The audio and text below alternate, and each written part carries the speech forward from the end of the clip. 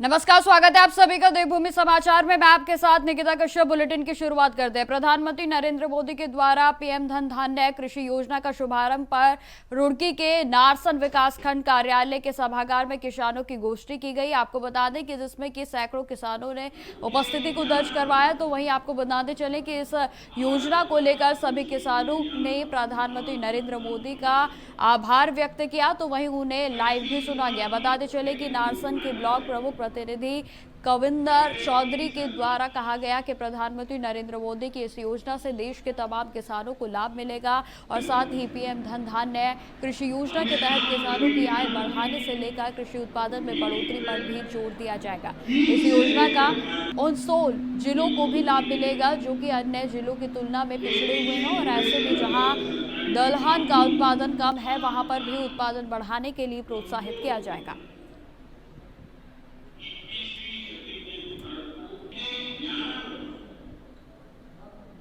आज हमारा देश यशस्वी प्रधानमंत्री आदरणीय नरेंद्र मोदी जी द्वारा किसानों के हितों को ध्यान में रखते हुए कृषि धन धान्य योजना का शुभारंभ किया गया है। इस योजना के माध्यम से देश के 100 जिलों में जो कृषि की समस्या है, किसानों को भंडारण की सुविधा की समस्या है, पशुओं की समस्या है या अन्य जो भी सुविधा किसान हित में है, उन समस्याओं को दूर करने का भरसक प्रयास माननीय प्रधानमंत्री द्वारा किया जा रहा है और उसी माध्यम से ये योजना लागू की गई है। इस योजना के माध्यम से 36 योजनाओं को समन्वित करके 11 मंत्रालयों में जो किसानों के हित में अलग अलग योजनाएं थी उन्हें एक जगह समाहित करके उस योजना को एक बड़ा रूप दिया गया है जो कृषि धन धान्य योजना के नाम से लागू की। आज के विद्यालयों में शुरू हुई हाइब्रिड की वर्चुअल और स्मार्ट क्लासेस समग्र शिक्षा उत्तराखंड के द्वारा एसआईटी की आपके बता दें कि योजना के तहत 840 राजकीय विद्यालयों में हाइब्रिड मोड में संचालित वर्चुअल एवं स्मार्ट क्लासेस में केंद्रीयकृत स्टूडियोज का मुख्यमंत्री पुष्कर सिंह धामी ने शुभारंभ किया। और जहां मुख्यमंत्री पुष्कर सिंह धामी ने शिक्षा विभाग को बधाई देते हुए यह भी कहा कि यह पहल बच्चों को आधुनिक ज्ञान, शिक्षा और कौशल से समृद्ध करेगी। तो वहीं विद्यार्थियों को अनुभवी शिक्षकों के माध्यम से देश दुनिया की तमाम जानकारियां घर बैठे ही सीखने का अवसर भी मिलेगा। यह योजना दूर दराज के इलाकों में उच्च गुणवत्ता वाली शिक्षा उपलब्ध कराने में सहायक होगी। और वहीं इस अवसर पर शिक्षा मंत्री धन सिंह रावत ने स्मार्ट क्लासेस की विशेषताओं के बारे में भी जानकारी दी, जहां पर उन्होंने कहा कि स्मार्ट क्लासेस में तकनीकी संसाधनों का भरपूर उपयोग होगा और जिससे कि शिक्षण प्रक्रिया अधिक प्रभावी, संवेदनात्मक और रोचक भी बनेगी। बच्चों को डिजिटल माध्यम से गुणवत्तापूर्ण शिक्षा प्राप्त होगी और जिससे कि उनके सीखने की क्षमता और भी बढ़ेगी। क्लास स्टार्ट हो गए हैं। ये निश्चित रूप से हमारे बच्चों को आधुनिक ज्ञान, शिक्षा, कौशल से परिपूर्ण करेंगे और उनको देश दुनिया की सभी प्रकार की चीज़ें सीखने में और अनुभवी विशेषज्ञों का मार्गदर्शन भी प्राप्त होगा, अच्छे शिक्षकों का मार्गदर्शन प्राप्त होगा। दूर दराज के क्षेत्रों में उनको घर के आसपास घर बैठे ही ऐसी उच्च गुणवत्तापूर्ण शिक्षा मिलेगी। मैं सभी बच्चों को, हमारे कर्णधारों को, सबको मैं बधाई देता हूँ। शिक्षा विभाग का भी विशेष रूप से बधाई देता हूँ कि एक बहुत शानदार काम शिक्षा विभाग में आज संपन्न हुआ है। खबरों में आगे बढ़ते हैं। यूके SSSC के द्वारा आयोजित स्नातक में स्तरीय भर्ती परीक्षा को निरस्त कराने को लेकर सीएम पुष्कर सिंह धामी सरकार ने बड़ा निर्णय लिया है। आपको बताते चले कि सीएम धामी ने कहा कि इस भर्ती परीक्षा में जो भी जांच रिटायर्ड जस्टिस यूसी ध्यानी ने की है उनके आधार पर निर्णय लिया गया है और जिसमें कि सीएम पुष्कर सिंह धामी ने यह भी कहा कि जांच समिति की रिपोर्ट को आयोग में भेजा जाएगा और जहां पर जो छात्रों की मांग थी उसे पूरा करने का काम भी किया गया है।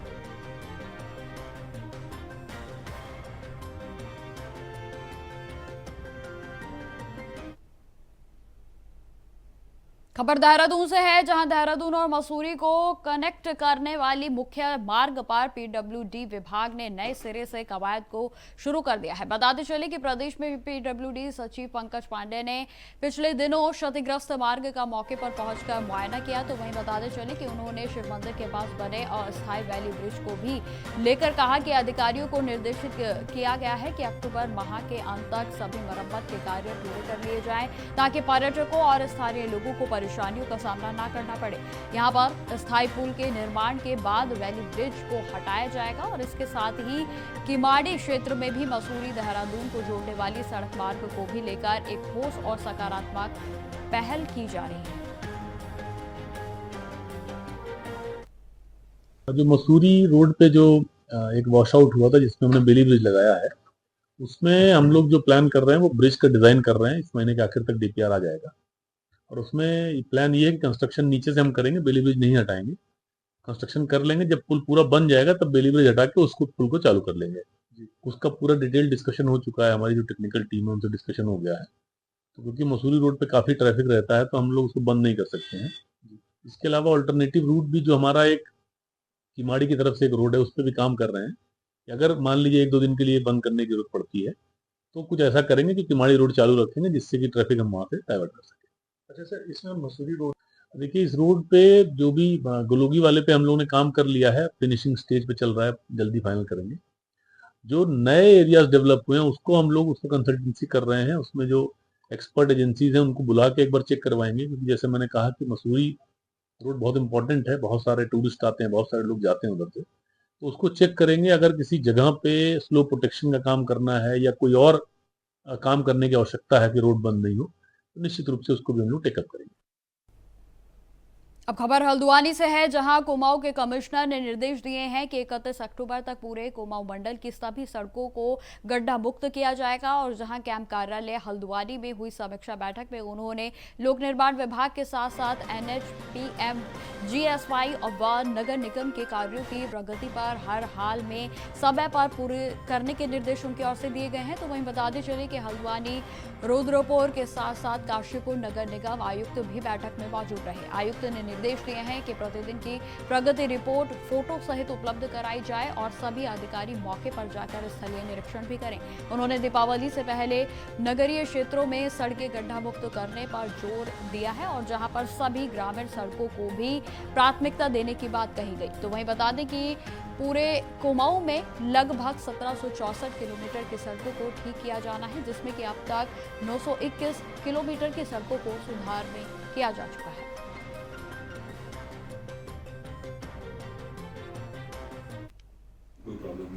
देखिए, तो पूरे मंडल की बैठक थी और जो ऑनरेबल चीफ मिनिस्टर साहब ने जो टारगेट्स हमको दिए हुए हैं पूरे कुमाऊं भर में, उसकी थी। तो इसमें चीफ इंजीनियर अल्मोड़ा के, चीफ इंजीनियर नैनीताल के, इसके अलावा PM GSY और जो हमारे नगर निगम है, इसमें मैंने काशीपुर के नगर आयुक्त, रुद्रपुर के नगर आयुक्त, हल्द्वानी के नगर आयुक्त, इन सबको बुलाया था।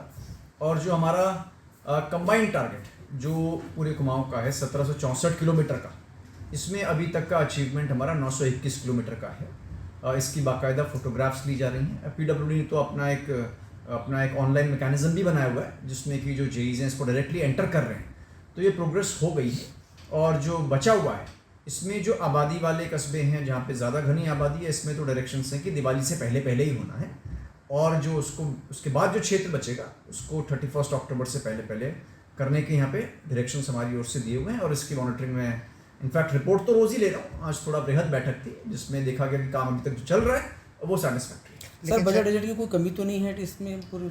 इसमें मुझे इंजीनियर्स ने बताया है कि इनको कुछ बजट की मांग जो विलेज रोड्स के लिए है। विलेज रोड्स में क्या हुआ है कि जैसे कोई सड़क बहुत पहले कभी बनी होगी तो उसमें कालांतर में पैचवर्क के लिए भी नहीं मिल पाया इनको बजट, और रिन्यूअल होता है 3-4 सालों में एक बार, वो नहीं मिल पाया है। तो मैंने अभी PWD से कहा है कि एक कंबाइंड डिमांड एक बार मुझे बना के आप भेजें ताकि इसको हम जो हमारा रेगुलर बजट है उसमें इसको एड्रेस करेंगे, क्योंकि ये ऐसी भी सड़कें होंगी जो मात्र पैचवर्क से शायद ठीक ना। अब खबर उत्तरकाशी से है, जहां रामलीला मैदान में विश्वनाथ भूतपूर्व सैनिक मेले का आयोजन किया जा रहा है। आपको बता दें कि जिसमें सांस्कृतिक कार्यक्रमों के साथ साथ खेल प्रतियोगिताएं आयोजित की जा रही हैं। बताते चले कि विगत 18 वर्षों से यहां मेले का आयोजन किया जाता है और जिसमें एक रसीद भी दी जाती है, जिसको लकी ड्रॉ लॉटरी के माध्यम से निकाला जाता है। तो वहीं आपको बता दें कि इसमें प्रथम स्थान प्राप्त करने वाले को एक कार और द्वितीय स्थान प्राप्त करने वाले को मोटरसाइकिल, तो वहीं तीसरा और चौथा स्थान प्राप्त करने वाले को स्कूटी दी जाती है और इसी तरह से कम 200 इनाम रखे गए हैं।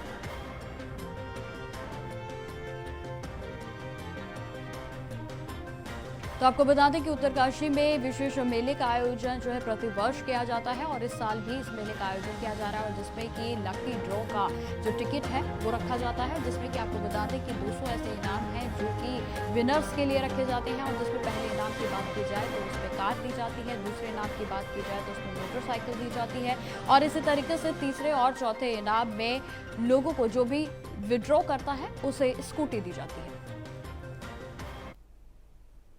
अब खबर देहरादून से है, जहां रायपुर के विकासखंड में राष्ट्रीय ग्रामीण आजीविका मिशन के अंतर्गत समूह की महिलाओं ने प्रधानमंत्री नरेंद्र मोदी और मुख्यमंत्री पुष्कर सिंह धामी के वोकल फॉर लोकल मिशन की तरफ तेजी से कदम बढ़ा रही हैं। तो वहीं आपको बता दें कि मुख्यमंत्री सशक्त बहना उत्सव योजना के अंतर्गत रायपुर के ब्लॉक की महिलाओं ने आगामी दीपावली के त्योहारों को लेकर घर की सजावट में उपयोग में आने वाली LED लाइट खुद बनाकर बाजार में उचित मूल्यों पर बेच रही हैं। साथ ही बताते चले कि चाइनीज सजावटी आइटमों के उपयोग को भी कम करने का संदेश दिया जा रहा है और जहां मुख्य विकास अधिकारी अभिनव शाह ने इस पर जानकारी देते हुए बताया कि त्योहारी के सीजन को देखते हुए रायपुर ब्लॉक में वाइब्रेंट ग्रोथ सेंटर में स्वयं सहायता की जो समूह की महिलाएं हैं उनके द्वारा LED लाइट्स बनाई जा रही है ताकि इन सभी समूहों की महिलाओं को अच्छा मार्केट मिल सके और साथ ही साथ वह आत्मनिर्भर भी बन सके।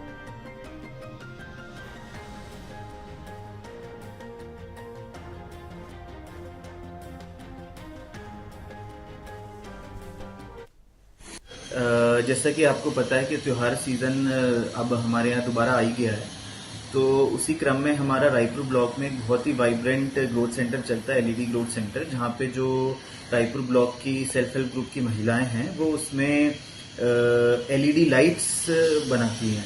तो उसी क्रम में जो हमारे ऑनरेबल CM सर हैं उनकी एक योजना चल रही है, मुख्यमंत्री सशक्त बहना उत्सव योजना, उसके तहत उन्होंने बढ़िया LED लाइट्स 10-10 की पैकेजिंग में बनाई हैं जो वो मार्केट में सेल कर रही हैं।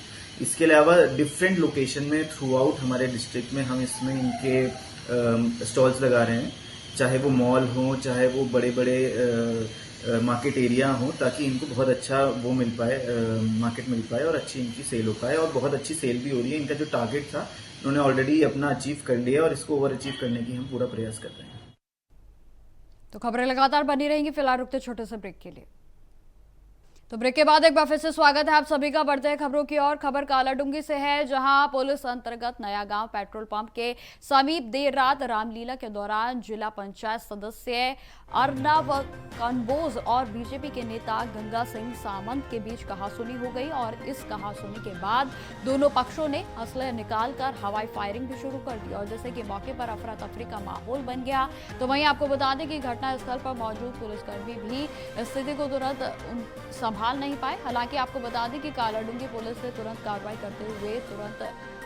करते हुए स्थिति को नियंत्रण में लिया और दोनों पक्षों को शांत कराया गया और जहां दोनों गुटों ने अपनी अपनी तहरीर पुलिस को सौंप दी है। तो वहीं बताते चले कि पुलिस ने प्राथमिक जांच दर्ज कर असला का अपने कब्जे में ले लिया है। तो वहीं आगे की कार्रवाई भी शुरू कर दी गई है। बताते चले कि पुलिस ने मामले की गंभीरता को लेते हुए न्यायिक प्रक्रिया के तहत पूरी तत्परता से कार्रवाई करने का आश्वासन दिया है।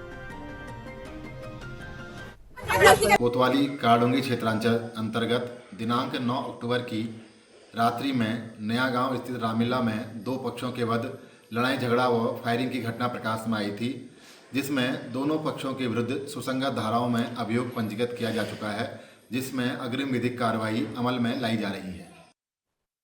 बीते कल करवा चौथ की रात जहां महिलाएं व्रत और पूजे में लीन थी, तो वहीं आपको बता दें कि हरिद्वार में सहायक संभागीय परिवहन अधिकारी नेहा झा और रुड़की के ARTO कृष्णचंद पलाडिया ने कानून की सख्ती बनकर सड़कों पर सख्ती दिखाई है और जहां बहादुराबाद में पुलिस के साथ मिलकर देर रात तक चलाए गए परावर्तन अभियान में 70 चालान काटे गए और जिसमें कि आपको बता दें कि 8 वाहनों को सीज भी किया गया।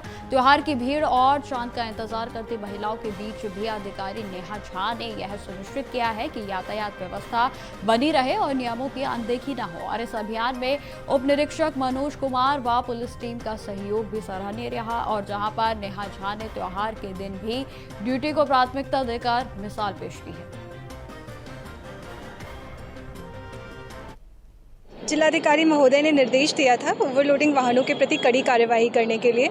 इसी क्रम में हमने रात्रि चेकिंग की और अभी भी हमारी चेकिंग जारी है।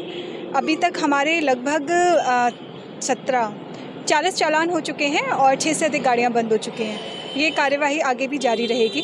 अभी हमने रात में बहादुराबाद पुलिस के साथ संयुक्त चेकिंग की थी, अभी सीपीयू के साथ और ARTO रुड़की के साथ भी हमारा संयुक्त चेकिंग अभियान जारी है। जैसे कि जिलाधिकारी महोदय के निर्देश थे कि जो भी ओवरलोडिंग वाहन हैं या क्योंकि त्योहारी सीजन आ रहा है, अन्य प्रकार के भी कई वाहन आ रहे हैं जिसमें बहुत सारे यात्री आ रहे हैं, ओवरलोडिंग की संभावना बनती है, तो ऐसी स्थिति में विशेष चेकिंग अभियान चलाया जाए। तो इसी क्रम में प्रथमतः ARTO हरिद्वार द्वारा कल रात चलाया गया था और उसके बाद कल रात से अभी तक लगातार ARTO हरिद्वार और रुड़की द्वारा जॉइंट चेकिंग चलाई जा रही है। साथ में हमारे साथ पुलिस भी है। इसमें कई वाहनों के चालान हुए हैं। रुड़की की अगर बात करूं तो रुड़की में 20 से अधिक चालान अभी प्रातःकाल से अभी तक हो चुके हैं और 4 ट्रैक्टर हमारे बंद हो चुके हैं कार्यालय में। और इसके साथ ही अन्य बसों के चालान हुए हैं। बिना फिटनेस, बिना परमिट आदि के जो भी गाड़ियाँ जो किसी भी ऑफेंस में अगर पाई जा रही है तो उनके चालान किए जा रहे हैं लगातार। अब खबर हल्द्वानी से है, जहां नैनीताल जिले के 29,000 दुग्ध उत्पादकों से राज्य में सबसे अधिक दूध का उत्पादन और विपणन करने वाले नैनीताल के दुग्ध संघ ने अपनी 75वीं वार्षिक सामान्य निकाय की बैठक के अवसर पर डायमंड जुबली कार्यक्रम का आयोजन किया। बताते चले कि इस कार्यक्रम में मेयर गजराज बीस्ट, दुग्ध के संघ के अध्यक्ष मुकेश बोरा के साथ साथ अन्य नेतागण भी मौजूद रहे। जहां बता दें कि बैठक में संघ के वार्षिक बजट और महत्वपूर्ण प्रस्तावों पर चर्चा की गई। विशेष रूप से फरवरी से दूध के दाम 2 प्रति लीटर बढ़ाने का प्रस्ताव रखा गया है और जहां आपको बता दें कि साथ ही दुग्ध के उत्पादकों को प्रोत्साहन राशि देने और दूध से बनने वाले घी, दही, मक्खन, पनीर, मिठाई आदि दुग्ध पदार्थों को बेहतर मार्केटिंग करने पर भी विचार किया गया है।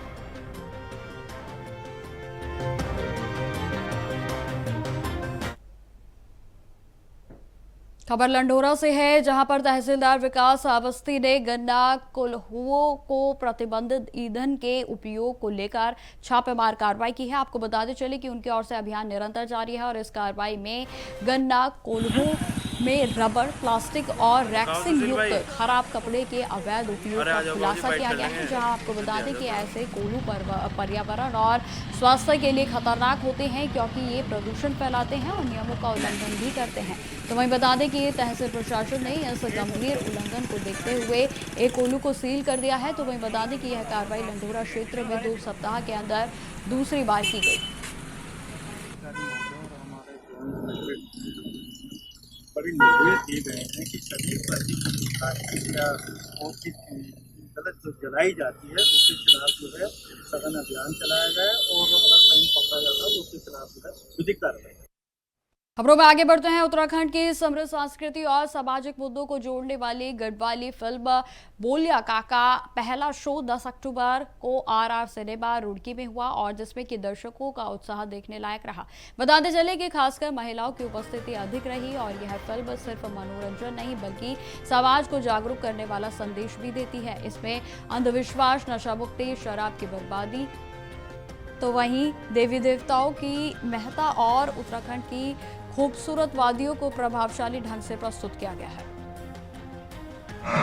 ये इस पिक्चर का मेन उद्देश्य तो अपनी संस्कृति का संरक्षण करना है।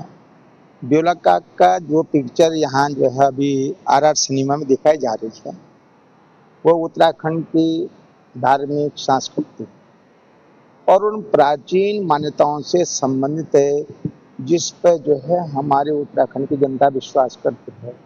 जैसे कि स्थिति ऐसी होती है कि कभी कोई बीमार हो जाता है तो कई डॉक्टरों के पास जाने पर भी ठीक नहीं होता, तो फिर जो अपने कुल देवी देवता होते हैं जिन्हें हम मानते हैं उनके पास जाते हैं और आपने देखा होगा कई प्रकार की ऐसी क्रियाएं होती हैं कि कई लोगों पे देवता आते हैं, तो वो उस चीज़ का स्पष्टीकरण करते हैं कि ये किस कारण से बीमार हो रहा है, वो उसकी प्रतिक्रिया आप देखते हैं कि ये देवभूमि है।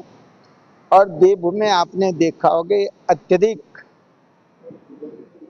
यहाँ जो है देवी देवताओं का निवास होने के वजह से प्रत्येक परिवार में जो है देवताओं की इस तरह से पूजा होती है, जैसे परिवार के जो है सब कुछ संरक्षण और सर्वेक्षण करने वाले वही हैं।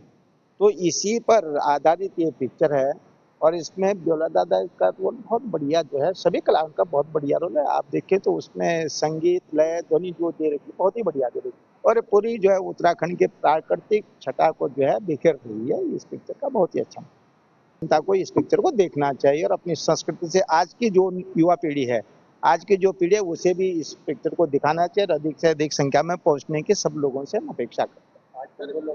तो हम लोग जो है फर्स्ट डे है ओपनिंग है, इसलिए जो है आज ज़्यादा प्रचार प्रसार नहीं हो पाया, इसलिए 1500 लोग हम पहुंचे हुए। अभी एक हफ्ते का तक लगेगी। पिक्चर का जो मूल सार है वो ये है कि पहाड़ की खूबसूरती को दिखाना, ताकि एक हमारे उत्तराखंड में बहुत अच्छी अच्छी संभावनाएं हैं, पर्यटन की संभावनाएं हैं, बहुत खूबसूरत जगहें हैं। तो उन खूबसूरत जगहों के ऊपर पर्यटन को बढ़ावा देना, उनका संरक्षण करना और सबसे कुछ जो मूल बातें आई हैं, एक तो पलायन की यहाँ से एक समस्या है, पहाड़ की समस्या पलायन है। दूसरी समस्या नशाखोरी है, शराबबाजी है और तीसरी अंधविश्वास की है। तो इन सब बातों को इसमें दिखाया गया है, उनके समाधान दिखाए गए हैं और किस प्रकार से हमें जो है पहाड़ से पलायन को रोकना है, ताकि अपनी पहाड़ की संस्कृति को बचाया जा सके। पहाड़ की जो बदलती हुई संस्कृति है उसे किस तरह से उसका हम संरक्षण कर सके, इन्हीं बातों पर इस पिक्चर में दिखाया। बड़ा मनोरंजन है, बहुत मेन भूमिका में हेमंत पांडे हैं जो उत्तराखंड के ही कलाकार हैं और इसमें सबसे बड़ी बात यह है कि जो उत्तराखंड के ही सभी कलाकार इसमें काम कर रहे हैं। डायरेक्टर शिव नारायण रावत जी हैं जो कि उत्तराखंड के और बॉलीवुड के प्रसिद्ध निर्देशक हैं। कहानी, हाँ, इसमें जो फौजी आते हैं हमारे उत्तराखंड में, फौजियों की संख्या बहुत है और फौजी जब जाते हैं अपने ड्यूटी पर जाते हैं तो वापसी में आते हैं तो उनके साथ कुछ अपना शराब की बोतलें वगैरह वो ले आते हैं अपने साथ। सरकार की तरफ से अनुमति है तो इसमें कोई दिक्कत भी नहीं है, लेकिन उसका कई लोग दुरुपयोग करते हैं और मतलब उन्हें इसी बात की इंतजार रहती है कि कब वो आएंगे, कब उनके साथ हम लगेंगे, कब पिएंगे, कब क्या करेंगे, यानी बेतरतीब होकर के वो नशाखोरी करते हैं। तो ये इसका दुष्परिणाम भी इसमें दिखाया गया है कि किस प्रकार से इसमें जो है एक फौज भी जो है इसमें आ जाती है चपेट में।